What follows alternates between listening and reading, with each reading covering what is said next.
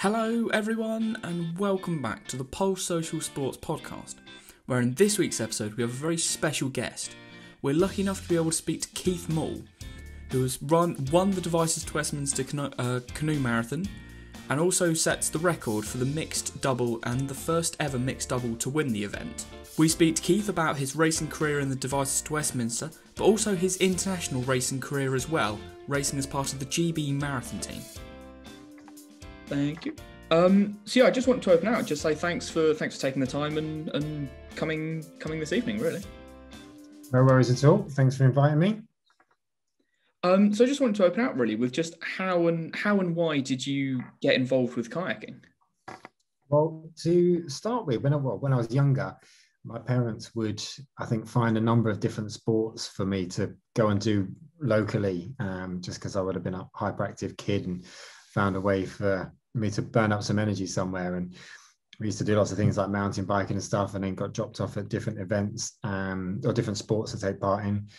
And then there was a canoe club right in the middle of town where we lived, and we went down there one Saturday morning, and it was incredibly welcoming. I think every canoe club in the country would say the same thing, but Chelmsford was very much in that spirit of opening the doors up to people, especially young kids who were looking for something to do. And it was very cost effective to be able to get a family membership, and it was quite cheap to get started with the sport. And it meant after a while, once you got used to it, once you were, I guess, deemed competent enough that you could look after yourself, you could start going more often. We went from kind of Saturdays to Saturdays and Sundays to then being able to join in club sessions on a Tuesday and Thursday night. And as I said, every club in the country have a similar sort of club training structure, and I was fortunate enough to be part of that.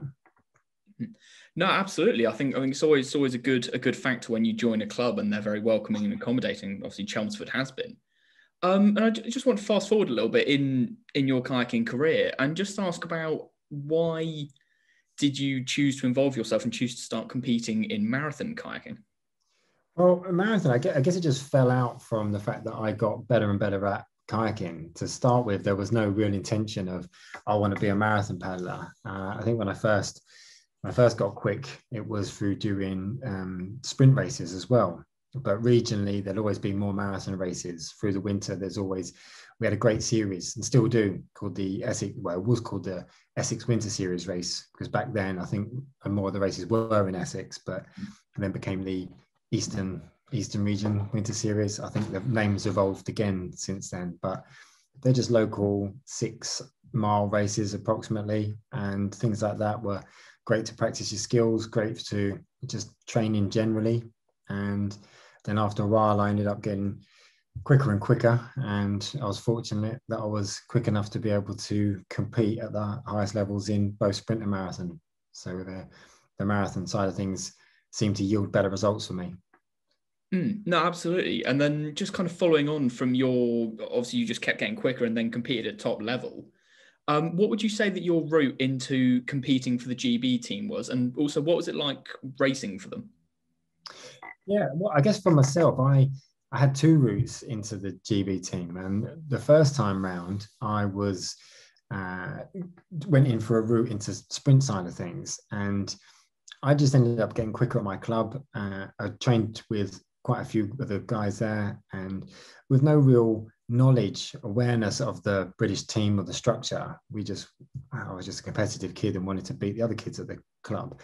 And then suddenly I was quick enough to be noticed by some of the national coaches. And one of those guys, Trevor Weatherall, was kind enough to help out with my training programs. And I used to just send them in the post. Back then, I think it was pre-email for my capabilities at the time, at least. And I would just do the training program, give them a call on a Sunday, explain how it went. And eventually I got quicker and quicker. And that was my route in to being recognized.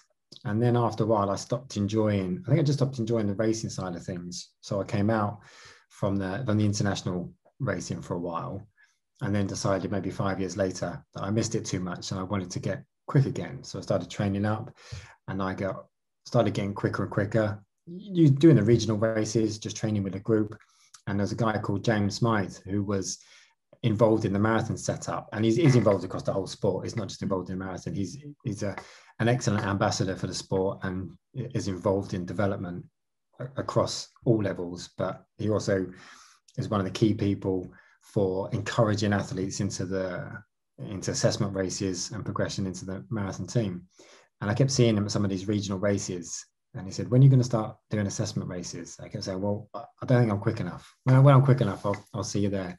And eventually he lent on me enough and badgered me enough that I thought, okay, I'll rock up again and have a go. And it was great. I loved it. I managed to do pretty well in that first year back. And got the bug for racing again at that level and loved it.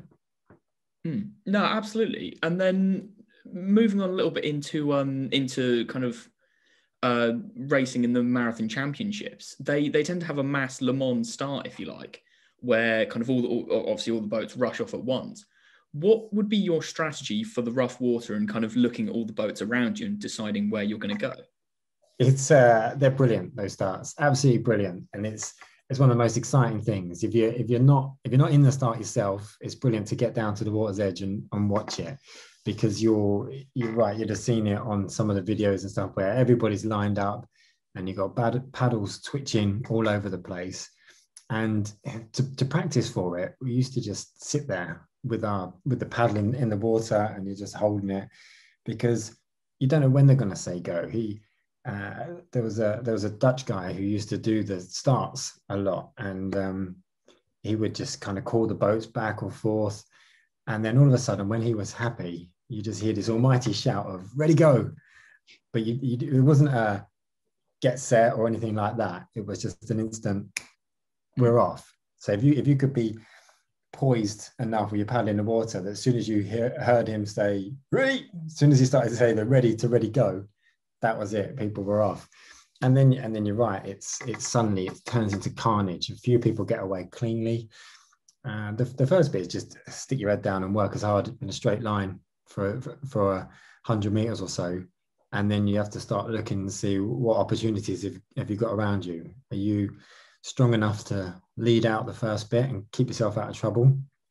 And that's the key thing, really. Keep yourself as clean and out of trouble as you can. If you can pick up a wave of a lead person coming through, that's your ideal situation.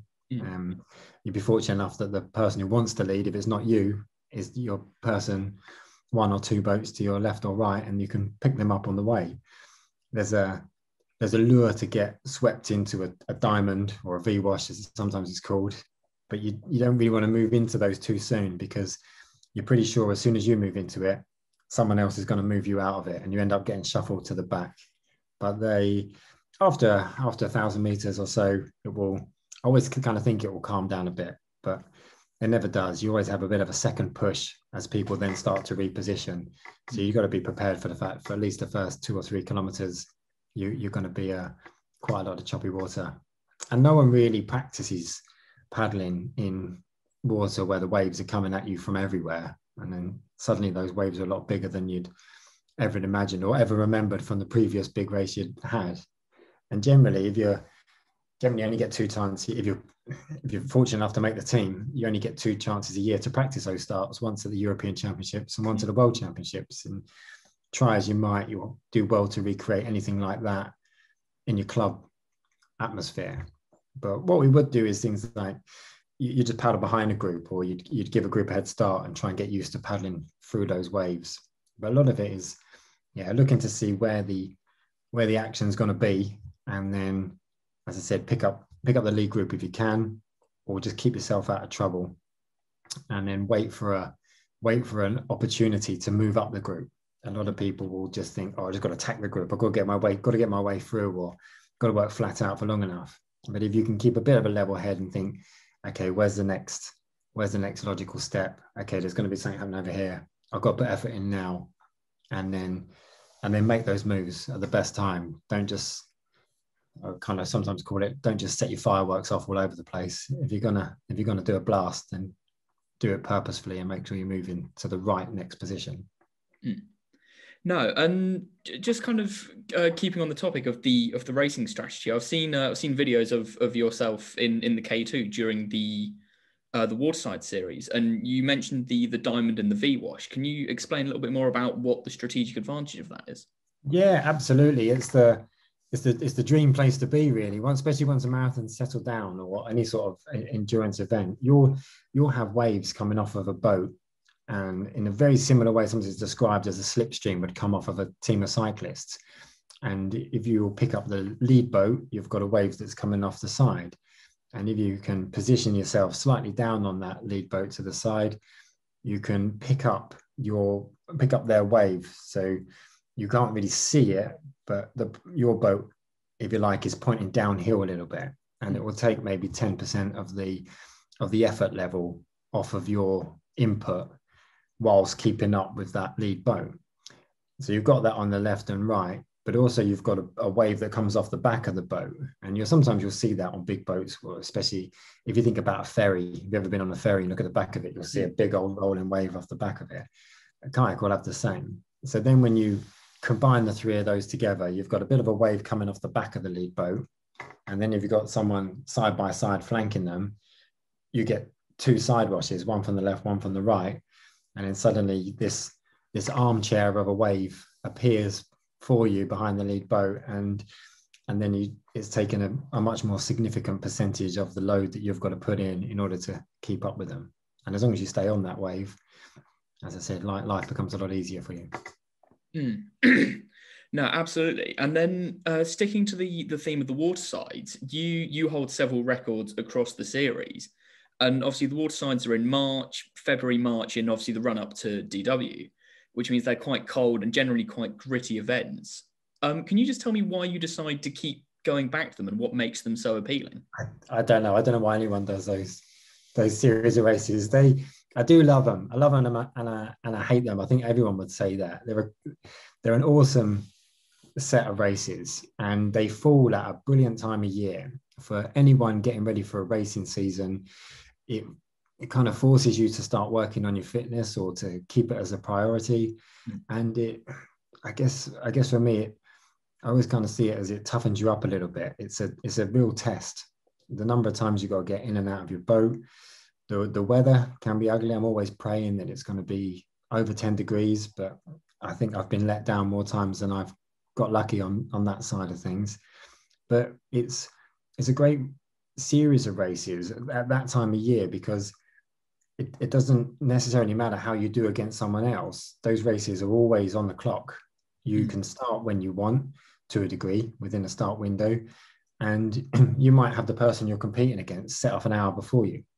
You might coordinate it so you start together, but most of the time, especially if you're chasing a record, and some of those records have stood for a long time, and they're real legends of the sport that have set those records. You've got people like Duncan Blythe and Simon Dark. I think Simon Dark is one still exists. I think that escaped me by about 10 seconds or something like that on Waterside B. And you kind of chasing down these records of these people that you don't know what their conditions were back when they set them, and it doesn't matter. All that matters is you start at that point, you finish at that point, and the clock's running. So you can do all your maths and work it out.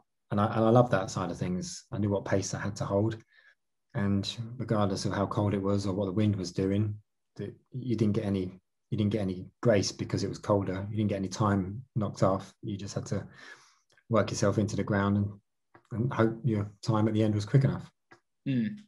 No, absolutely. And then it's funny because anyone I speak to in the watersides and doing them, you go, oh, this is horrible, it's cold, it's wet, and I'll definitely be back next year. They always do. Never sure why. Yeah, everyone looks forward to. I mean, usually people use them most people use them as a warm-up race, especially once you've got beyond the first one. Some people might look at the first one and think, oh, that's all right, it's only 14 miles, 13 and a half, whatever it comes out at.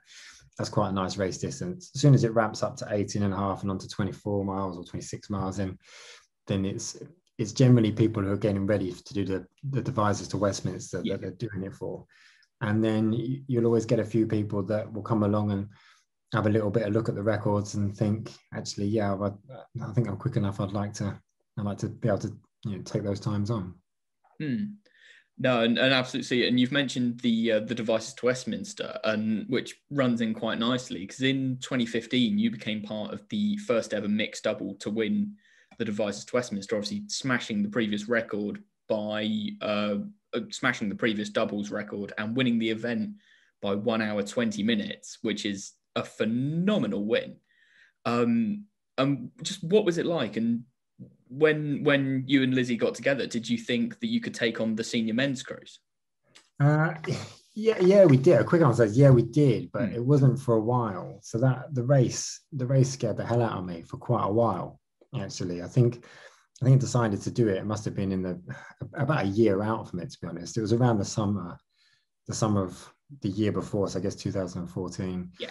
And I'd had a pretty good year on the marathon side of things, and I'd come top 10 in the world.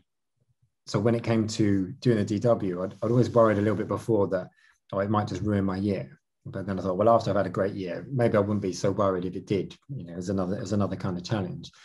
But I don't think it was until about January of the year of the race that I stopped, I guess, fearing the race, because apart from stay awake, I don't think I've done anything for more than 10 hours, let alone something like a continuous activity for that length of time. So I didn't know what it would be like.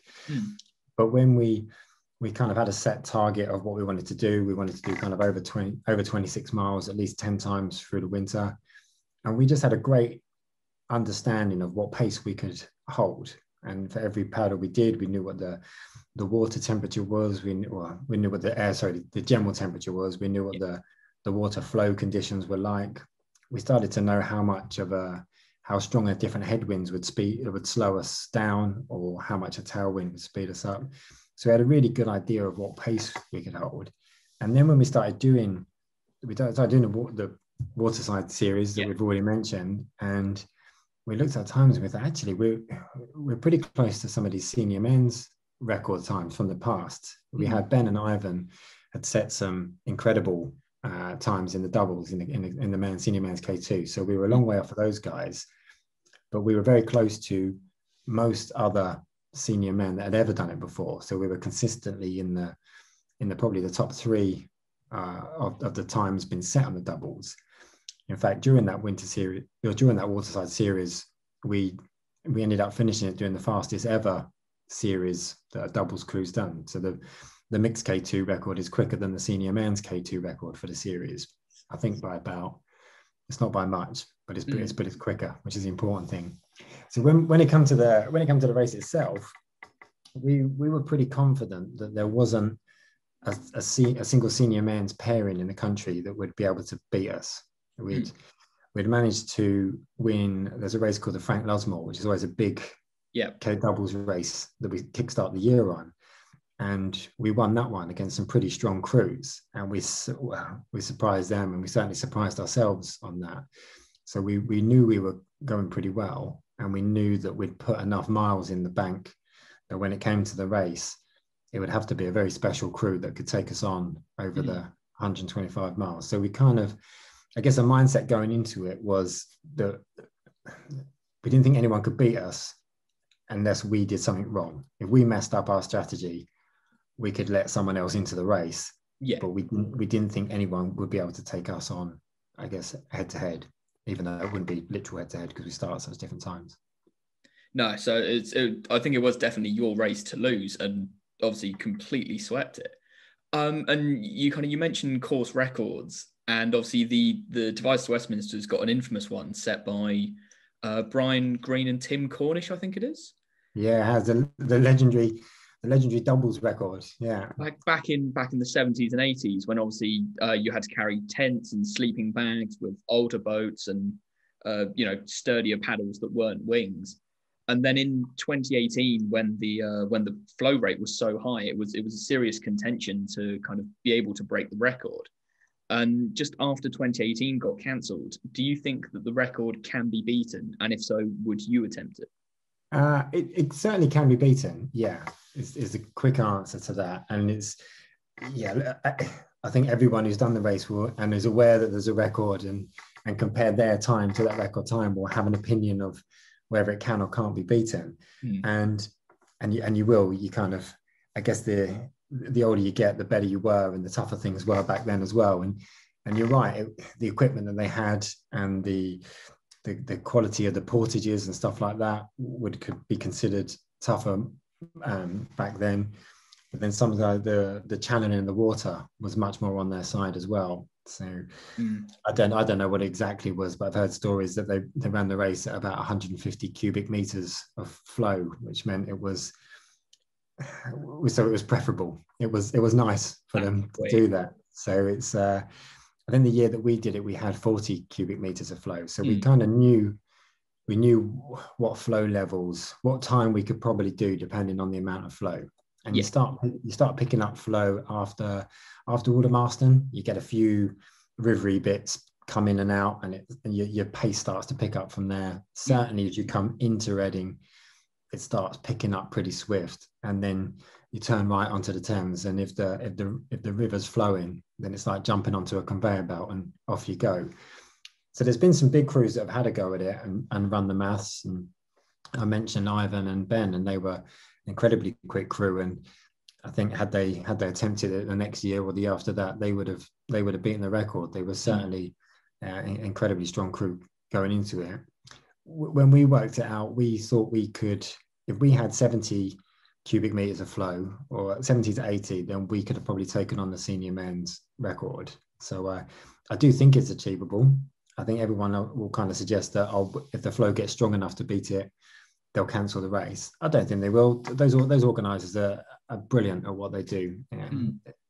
It's easy to, and it's a nice thing to say that, you know, these organisers, they dedicate so much time, and everyone always thanks them, but genuinely they absolutely bloody love the race, and they really want it to run. So even if the conditions are bad, they will do everything they can to make sure it can run, obviously with the measures of safety in it. But you know, they want to see the record beaten, and I think it will be. The right crew steps up on the right day, as long as it's not freezing weather and a headwind, and even just a bit of flow, I think that record can be taken on. No, absolutely. What do you personally think is the hardest thing about marathon racing? The hardest thing is a great question, that one. The hardest thing is the exposure to races. Well, that's not true. I don't mean exposure, because there's plenty of opportunity outside of lockdown. You can find a race to do somewhere in the country every single weekend of the year, I should imagine. We used to have, I still do, an award at the club for whoever's done the most races. And I'd pick it up quite consistently. I'd happily do over 40 races a year. And if I can find one every weekend, I'll do one every weekend.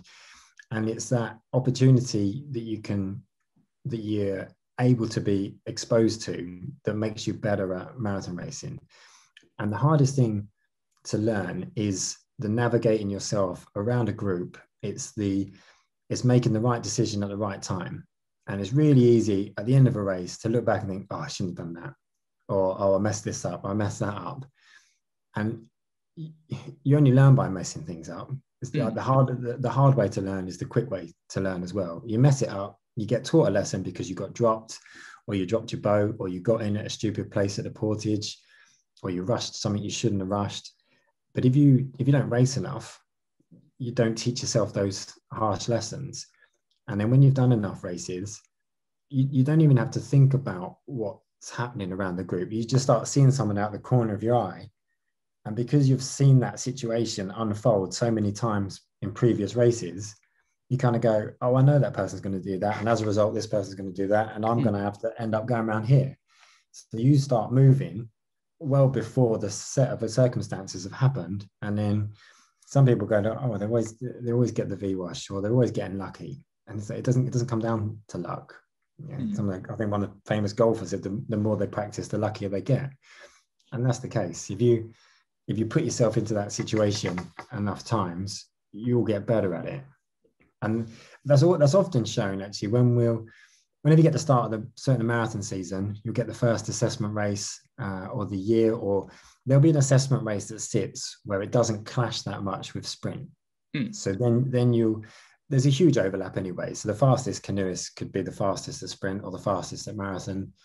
When Tim Pendle was the fastest at marathon, I don't think he got beaten in a K2 race, in a sprint K2 race, for about 2 years or 2.5 years when he was racing with Andy Daniels. And equally, when you got those guys who are doing well in the sprints and they come across the marathon, they do well as well.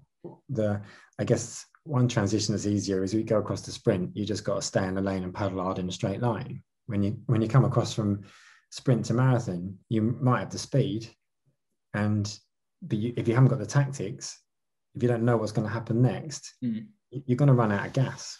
And it was I think it was one of the Hasler finals a little while ago where one of the top sprint guys came along and he was excellent for the first 1,000 meters, 1,500 meters, and then as soon as he had to move into the pack, didn't know what to do, ended up using too much energy when he shouldn't have done. And eventually the people who are used to move around the group, they weren't necessarily fitter, they weren't necessarily faster or stronger, but because they knew what they were doing, eventually they're they can wave goodbye to the people who don't know what they're doing. And that's the thing that can make the biggest difference. Having said that, if you're not fit enough or fast enough to start with, it doesn't matter how much you know, the race will be happening 1,000 meters down the river. So you've got to be quick enough and fit enough to get there in the first place. But then once you know what you're doing and move around a group, suddenly you'll burn up your energy at a significantly slower pace than others. No, absolutely. I just wanted to say thanks so much for coming on. No worries at all. Thanks very much for having me. And that's all we have time for this week. We wanted to say a massive thank you to Keith Moule for giving up his time and coming on the show, but also thank you to everyone at home for listening as well. If you'd like more content like this, please like and subscribe to our Facebook, our Twitter, our YouTube, or our LinkedIn at Social CIC. That's all we've got for this week. Stick around for the next episode.